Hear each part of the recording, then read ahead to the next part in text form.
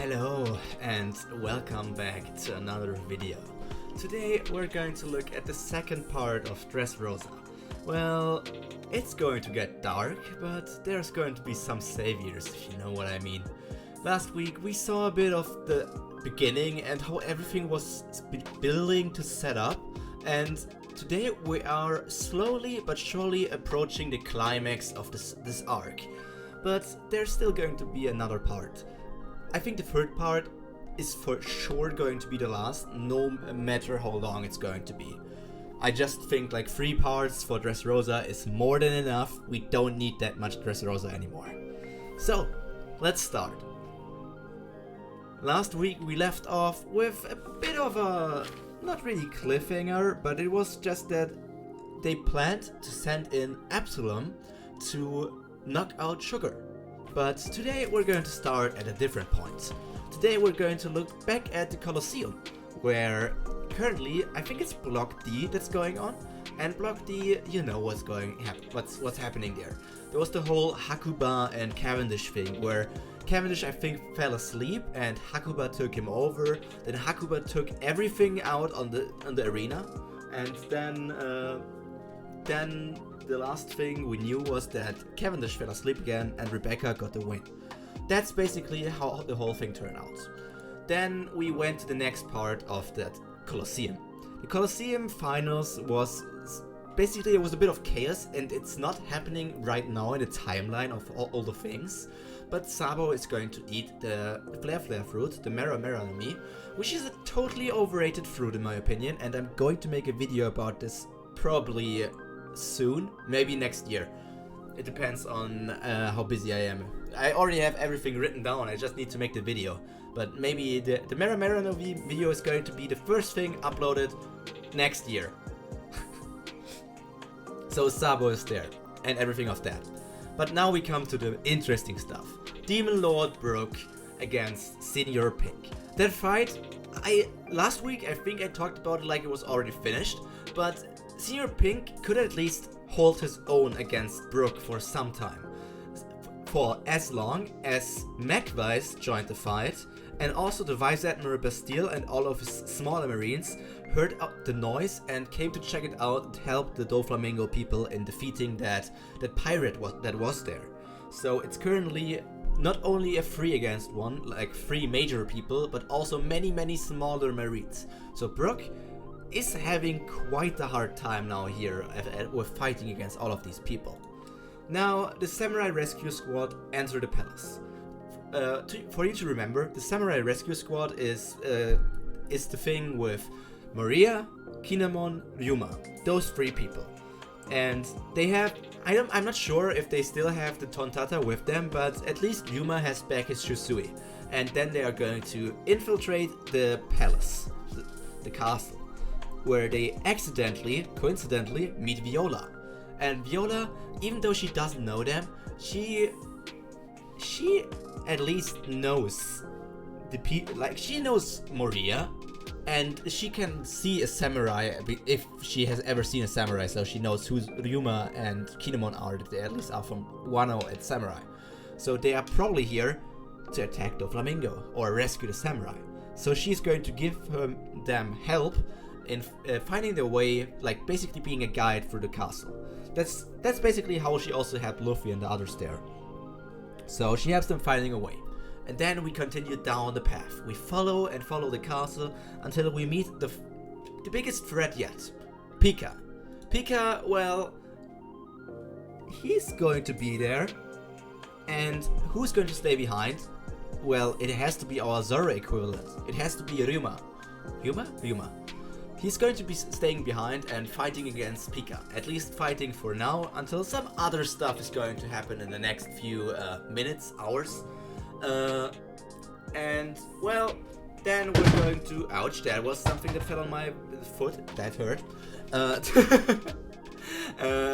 Well, there's that fight. But now we go to other things. There's a lot happening here. Like, for example, on the other side back at the factory, there was the Tontatas and I think the toy soldier as well, who were in an elevator where they got confronted by Lao Ji and Gladius.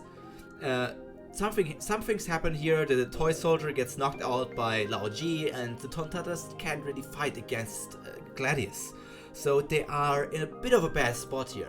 That is until Gladius destroys a wall, and that rubble, like that wall, is exactly where Moria and the people are currently. This is just like in the normal version, where it is basically Luffy, but instead it's Moria. So the rubble falls on Moria, and he is like, I'm getting attacked. I can't let it stand. So Moria quickly deals a lot of damage to Gladius, but he just lets him escape because that's not his problem. But with that, he saved the Tontattas and the toy soldier. The toy soldier is then also going to join Moria, Viola, and Kinemon.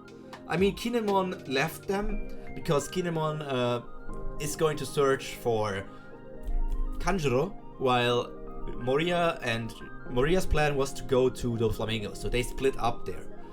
And the Gladius who escaped and wanted to report to Doflamingo that Moria betrayed them, Moria is attacking them, even though he's a warlord and he shouldn't do that. Moria is working together with Law probably, and all these different things. But then he finds Kinemon, who is disguised as Doflamingo, and he just tells Kinemon this stuff, and he also tells Kinemon where the samurai is kept. So for now we are a bit safe, but Gladius is still going to try to get to Moria again to attack him, to take care of him, even though he doesn't really have a chance against him. So now we continue. Viola, Moria, and the toy soldier continue to the door, the place where currently Doflamingo is talking with Law, interrogating Law if there's anybody else, because this Doflamingo, the actual Doflamingo, didn't get the information that Moria is here. So he's interrogating Law, and they're just listening there. Gladius is still chasing Moria and Viola, and also the toy soldier, but he's not going to catch up that fast.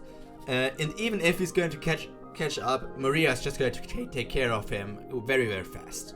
But meanwhile, while all of this is happening, back in the factory, Absalom is going to get praised by the Tontattas. They're saying, "You are a hero, the savior of our tribe, please, please." Oh yes, dwarf voices. So Absalom is getting praised because he is so courageous, and he's the hero and the savior of all of the people in Dressrosa, because he's going to knock out Sugar. He's going into the danger zone even if all the other people are there. And while that is happening, Brook is still holding out against the three forces, but he's obviously not on the winning side. No matter how much I buff Brook, I can't see him winning against all people here. With Magwise, with his Tantan fruit, Senor Pink, who is very strong and could fight against like Frankie in a close battle, and also the Vice Admiral Bastille and all of the other smaller marines, that's for sure is going to give even Demon King Brook a hard time. So while all of that's happening, the Tontattas also agreed to the plan that Absalom made them. That the Tontattas are going to make a ruckus in the whole factory by defeating like workers, destroying equipment, stealing equipment, and because all of this stuff is happening, Treble needs to go out and check everything, like take care of the Tontattas. And while he's looking at them and taking care of some of the stuff, he also like notices that there's Brook stuff going on and all stuff is going on. But it's going to be too late until he notices what's actually going on. It's time to strike. Absalom uses his new improved powers of his devil fruit to sneak past the skirmish to seek Sugar, who is casually eating like her, I think it was grapes in the anime, and he's going to go there. He approaches her in his mind. He's going to go there and be the hero that all the Tontattas wanted. He approaches her, and well, in his mind he's still thinking about different things. Maybe this goes about it's not the character that you've seen for Absalom in the story, but this is my Absalom. This is how he's be. He's thinking like, normally punching a child is even too much for me, but here goes nothing. And then he uses his new attack, the King of the Jungle's Mystery Punch. Cringe name. The King of the Jungle's Mystery Punch, because he's a lion and he's invisible, so mystery, because all of his attacks are mystery stuff, I think. So that's his new attack, and He's stronger, he has armament haki, so with that attack, he, with one punch, knocks out Sugar.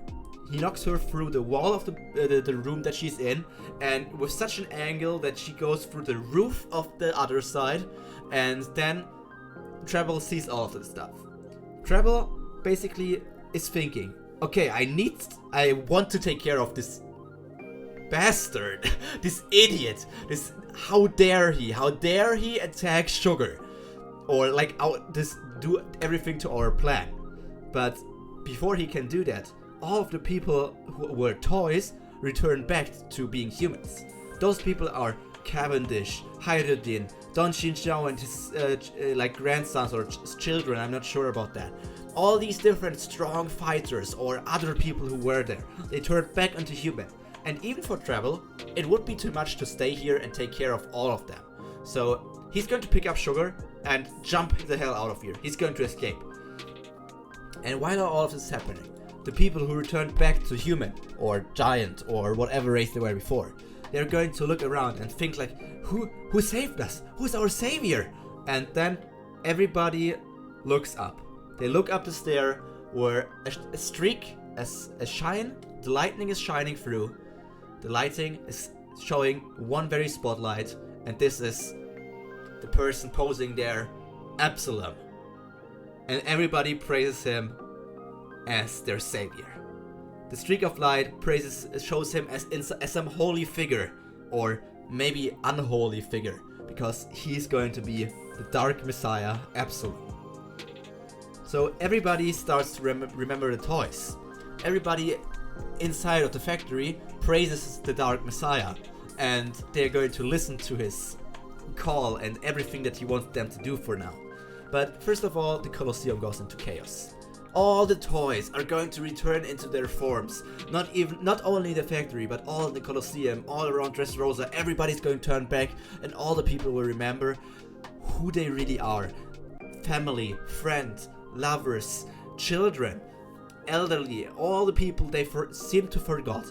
They will remember everything about them. And that's going to go a bit into a chaotic situation. All the former toys want to attack the factory, but Treble and Diamante, who like dipped out of the Colosseum after Sabo won the fight, are going to take control of the situation and stop the civilians, because civilians don't hold a chance against those two commanders. That also is going to be the next step, where Sabo is going to go back to where Koala, Hack, and everybody else is. They go to the underground factory, where they meet Kinemon, who just arrived, and Absalom, who is still standing there trying to recollect himself from being nervous as hell, because he's decently strong, but he's still infiltrated a place where one of the strongest people of the Doflamingo Pirates were, and that man was so nervous he probably peed his pants. So all of that stuff is happening, and the toy soldier, who is now Kiros again, he attacks Doflamingo while with a charge and decapitates or beheads him with a sword. You know, the whole thing where we all thought, is Doflamingo actually dead? Was it that easy? Well, it's not that easy. There's obviously a string clone, and while all of this is happening, that the string clone gets destroyed for the first time, Moria is just going to pick up Law. He's just going to like pick him up and put him under his arm and carry him. And basically what he says is like, you still have a use to me, super rookie. The super part is probably sarcastically here, because Law was so confident in doing all of this stuff and wants to face Doflamingo alone, and all of this stuff is now happening, so Moria is mocking him a bit. Moria is just saying he's just a rookie, he's nothing super, nothing special, he doesn't have any chance here alone, so he needs the help from an actual expert, from an actual warlord of the sea, who has the potential to become the next emperor. So, or the pirate king even, I mean that's his stream. So the string clone recollects, and Moria just looks at that guy and is like, we know it's not the real one, but so the real one needs to be somewhere else. So he just whispers something. Moria whispers 5, and then he uses his sword and just completely decimates and destroys the string clone. And is just going to look at somewhere in the distance where he doesn't know where Doflamingo is, but he just looks in the distance and basically declares war on the Doflamingo Pirates and also on Kaido with this attack. So all of this is happening. And before they can do anything else, Pika basically forces everybody out. I still have this picture here for Moria when he says 5. He's going to look at everything and is 5. And then he's going to destroy the thing and all of this is happening. Then Pika forces everybody outside and the birdcage gets deployed. We all remember the birdcage, which made, what was it, 15 minutes into the longest time ever or something? Or 1 hour? I don't know how long the birdcage lasted and all the different things. Well, these different things are going on. All these things are going on. And Moria is not really mad or even scared of everything. He's just standing there outside where Pika forced him to be. He was there together with all the other people. Sabo arrived together with the different revolutionaries. Absalom was there again. Kinemon was there again. Ryuma was there again. And Law is together with Viola, the toy soldier Kyros, and Maria. All of them are there. And that's the point where a new only for one fight, alliance gets born. The alliance between Law, Moria, and the Revolutionary Army. They have the same mission here at defeating Doflamingo and saving the people here. Well, for Law and Law and Moria, it's basically just defeating Doflamingo. But for Sabo, who is basically the Luffy in this part, he wants to save the people. He helped Rebecca in the Colosseum. He saw the people who were living here. He needs to save these people. So that's what Sabo is going to do. That's why he agrees to this revolution / alliance. So that's how that's going to be. But the last thing we know is that Kinemon also immediately sprints to the place where the scrap place is and looks for Kanjuro once again. Brook, who was having a hard time, also gets pulled away from his people because the factory got pulled to the ground by Pika. So he's separated from his attackers for some time and gives them some time to breathe and calm down, prepare his attacks and think about what he's going to do. The people are also going to remember that the former king was framed and all of the stuff was always Doflamingo's thing, and the king was never evil. They were just too stupid to believe what was right in front of their eyes. And now we come to the last part, the star bounties. The star bounties, well, obviously these are not the people. Rebecca is still a 1 star.